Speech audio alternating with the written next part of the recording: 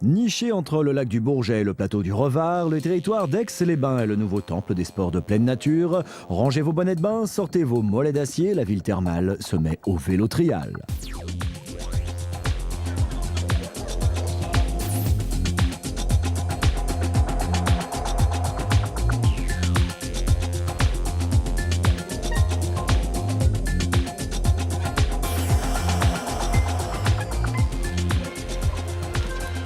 Accueilli cette année par le festival Savoie Randolac, le Trial Pro Series est la première rencontre internationale de la saison pour les meilleurs trialistes du monde. Ces grands maîtres de la roue arrière vont s'affronter pendant tout un week-end sur 6 zones naturelles et artificielles, spécialement tracées pour eux par l'organisateur, ancien champion du monde de trial par équipe, j'ai nommé Jean Flambard. On est à Aix-les-Bains pour la première étape du Trial Pro Series, donc une tournée parallèle à la Coupe du Monde. Alors c'est vrai que cette première manche à Aix-les-Bains va permettre de jauger un peu les niveaux et les préparations hivernales de chaque pilote. La semaine prochaine, la première manche de Coupe du Monde en Belgique, donc automatiquement c'est assez important pour eux. Ils vont se juger entre eux, il va y avoir certainement une analyse technique entre eux et ça va être assez sympa. On va dire qu'il y a les 30 meilleurs mondiaux qui sont venus pour la première étape. Aujourd'hui, en ultra favori, il y a bien sûr les trois, c'est Gilles Cousselier, Giacomo Cousselier et Vincent Hermans qui se bagarrent tout au long de l'année sur tout le circuit international. Des champions venus mettre le feu au Savoie Randolac, le grand rendez-vous des sports outdoor. Au programme des rencontres entre les professionnels du plein air et le grand public, mais surtout un festival d'épreuves sportives pour les amoureux de nature et de sensations fortes. Alors Savoie Randolac, c'est la 5e édition. Cette année, il est international avec les Trial Pro Series, qui est vraiment la plus-value indéniable cette année sur Savoie Randolac. On offre tout un panel d'activités gratuites, murs d'escalade, via ferrata, grande tyrolienne de 120 mètres qui traverse le village, découverte du segway, du biathlon. Donc toutes les activités de sport de pleine nature sont concentrées sur un même espace. Un espace vivant qui ne connaît pas les temps morts, départ de courses d'orientation, de randonnée pédestre, en VTT ou encore en canoë, tous les accros à l'adrénaline auront leur dose.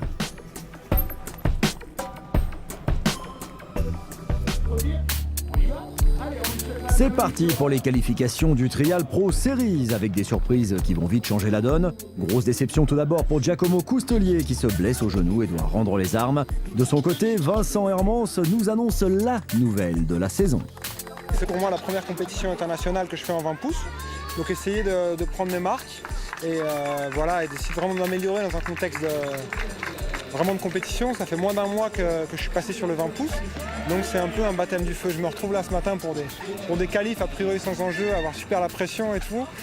Je redécouvre vraiment des trucs, donc super sympa. Donc c'est forcément me faire plaisir, essayer de gagner et m'habituer au mieux au vélo, quoi. Pour la catégorie 20 pouces, rapport à la taille des roues, pour ceux qui se posent encore la question, c'est Vincent Hermans et Théo Courtès qui partent favoris pour la super finale, talonnés de très près par l'Autrichien Stefan Eberharter. Théo Courtès commence bien et sort la très redoutée zone des Mikado avec seulement 2 pénalités.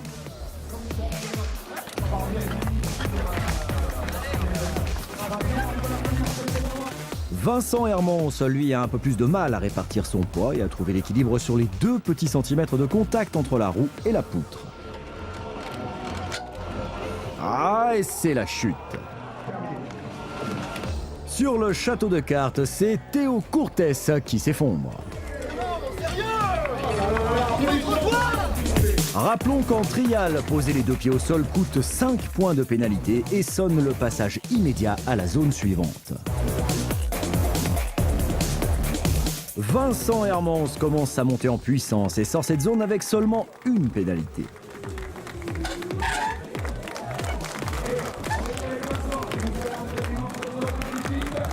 Pendant ce temps, le discret pilote autrichien Stefan Eberharter joue la prudence et choisit de prendre une pénalité pour assurer sa sortie de zone. Théo Courtès se heurte à de nouvelles difficultés sur la zone des rochers que son concurrent Vincent Hermans se franchit haut la main en prenant seulement 2 points de pénalité.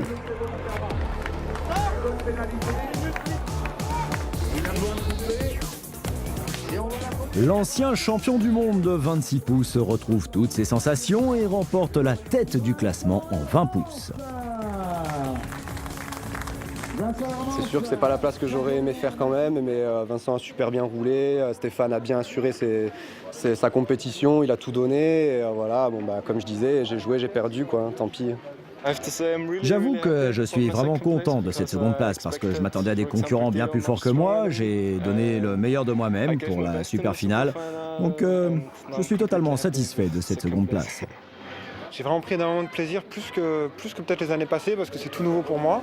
Je pense vraiment que ça va aller de mieux en mieux. De toute façon, il n'y a pas de secret possible, quoi, hein. Dès ma première compétition internationale, ça ne pouvait pas être parfait. La victoire est là, c'était l'objectif principal.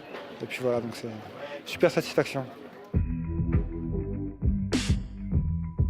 C'est sous le soleil implacable d'Aix-les-Bains que les pilotes de 26 pouces se préparent pour la super finale. Aurélien Fontenoy meule ses jantes pour plus d'agressivité au freinage et s'élance à pleine puissance sur la zone des rochers. Un petit coup de disqueuse et surtout beaucoup de talent, le pilote nous fait une très belle entrée de zone.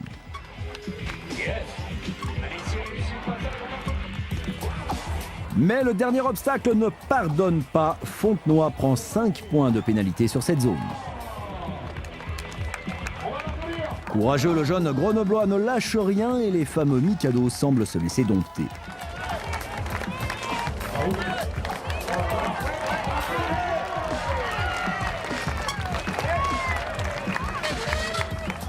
En sortant de la zone, c'est la faute bête. Ah, ça, c'est dommage, Aurélien.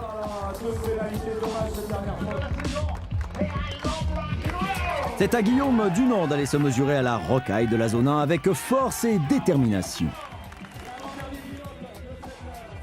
Il choisit de s'appuyer sur le rocher, quitte à prendre un point, et ça passe. Il sort cette zone avec 2 pénalités. Le numéro 6 mondial au ranking UCI enchaîne la zone des Mikado avec une rapidité et une précision déconcertante. Il la sort à 0 pénalité. Bravo Guillaume.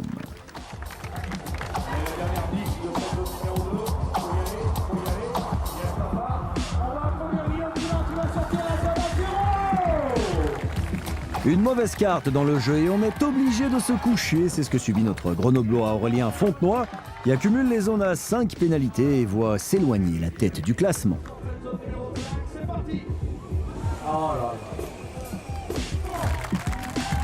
Guillaume Dunant est lui aussi mis en déroute par ce terrible 6 de pique. Il parvient brillamment à maintenir une seule pénalité sur la zone numéro 4.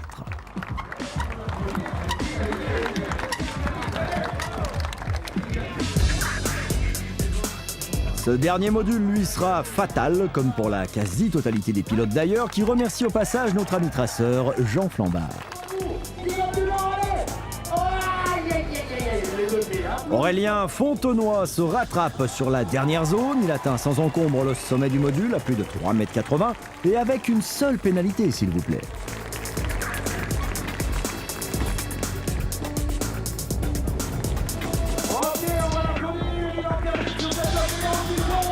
On termine avec l'impressionnant Gilles Coustelier, champion du monde en titre, qui se met en jambe sur le premier rocher. L'important, nous dit Gilles hors caméra, c'est de manger la zone.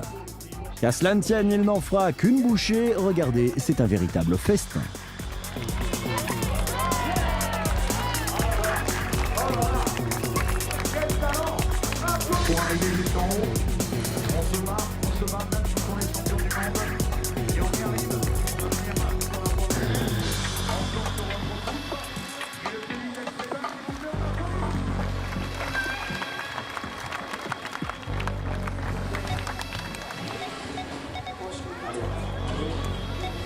Oui, c'est fait.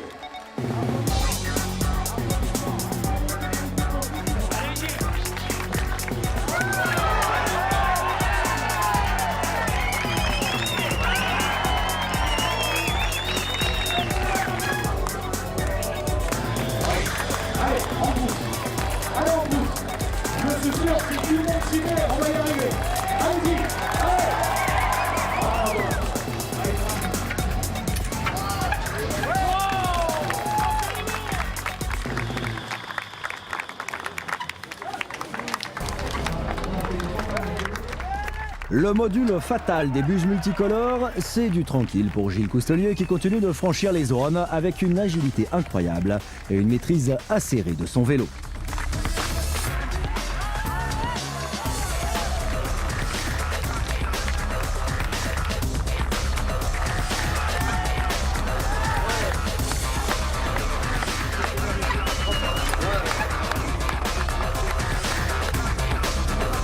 Sur la dernière zone, Coustelier continue d'assurer le show.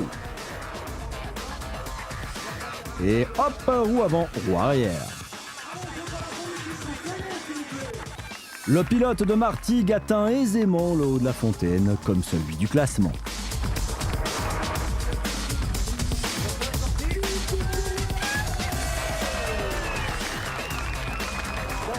Sur le podium 26 pouces, on retrouve donc Gilles Coustelier en vainqueur, suivi de Guillaume Dunant en seconde place et Aurélien Fontenoy en troisième position. Super content parce que mes objectifs c'était un top 4, la super finale, rentrer dans la super finale. Et là, troisième place, le podium, super place pour moi, quoi. Je m'attendais pas trop à ça, c'est pas forcément évident en début de saison de savoir où en est la concurrence. Donc je suis très content de ce que j'ai fait ce week-end. Les zones étaient vraiment belles, donc je me suis bien fait plaisir, donc c'est plutôt positif. On sort de l'hiver, donc où on a eu des préparations très difficiles. Donc voilà, c'est le résultat du travail de cet hiver, donc ça fait toujours plaisir.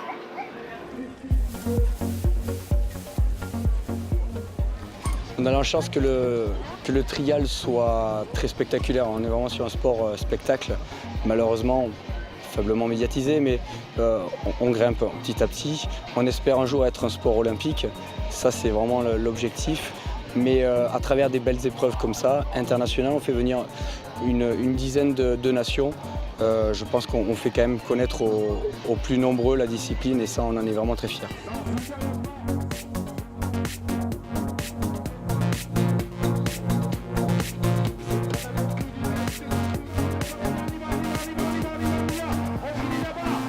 Allez, deux disciplines en bonus de ce Trial Pro Series, le Dual Speed qui oppose deux pilotes sur un parcours d'obstacles et le Slopestyle, un festival de figures aériennes qui envoie du gros spectacle. Les pilotes l'ont bien compris et vont tout donner pour enflammer le public d'Aix-les-Bains, venu très nombreux en ce week-end.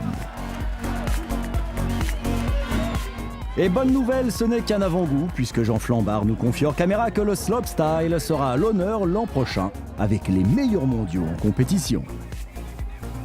D'ici là, rendez-vous à la rentrée du côté de Martigues pour la deuxième manche du Trial Pro Series.